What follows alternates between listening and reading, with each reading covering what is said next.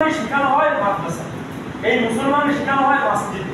অতএব আমরা এর সঙ্গে একটা নিসবাত, একটা কানেকশন আমরা রাখি, এর সঙ্গে একটা রিলেশন আমরা রাখি যে যদি অন্তপক্ষে মাদ্রাসায় খেদমত করার উসিলায় আল্লাহ রব্বুল আলামিন আমার কলবের দিকে যদি নেক দৃষ্টি দান করে, এই নেক দৃষ্টির উসিলায় আমি আল্লাহ রব্বুল আলামিন আমাকে মাফ করে দিতে পারি এবং মুসলমান বানাই কবর নিতে পারি। 15 বছর আগে তো মাদ্রাসায় আসি, ভালো কাজ করি, কিন্তু আমি সেইভাবে তো নামাজ পড়ানোর দিকে হচ্ছি না।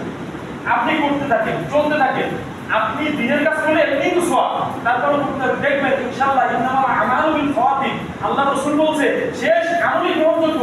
দেখবেন শেষ সময় আল্লাহ রাব্বুল আলামিন এই মাদ্রাসা মসজিদের খেদমতের উসিলায় আপনাকে মুসলমান করে দুনিয়া থেকে, শেষ সময় হলেও দুনিয়া থেকে বিদায় নেবে।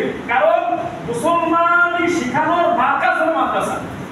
এইখান থেকে মানুষ ইসলাম শিখে, কোরআন শিখে, হাদিস শিখে, আর এর সঙ্গে আপনার নিসবাত, আর আপনি আল্লাহ পাক আপনাকে জাহান্নামে দিবে, এটা হতেই পারে না, এটা হতেই পারে না। আল্লাহ পাক দেখেন ঈমান আনয়ন করেনি, তাও আবু তালেবকে, আব্দুল মুত্তালিবকে আল্লাহ পাক বলছে কি সে তো ঈমান আনেনি, কিন্তু সে দ্বীনের সহায়ক ছিল, দ্বীনের খাদেম ছিল, রাসূলের সাহায্যকারী ছিল, আনসার ছিল। এই জন্য আল্লাহ বানাইছে তার কোথাও কোনো শাস্তি হবে।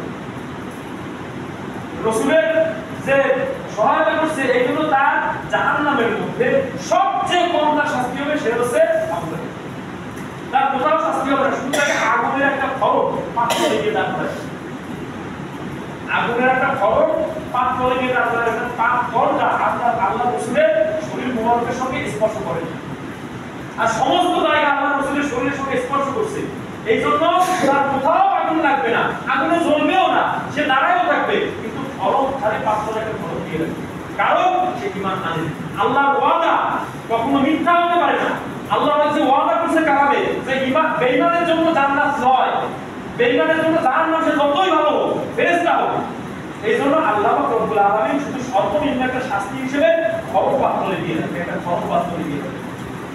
এই কারণে যারা ঈমানের সহিত মাদ্রাসা মসজিদের খেদমত করবে তাদের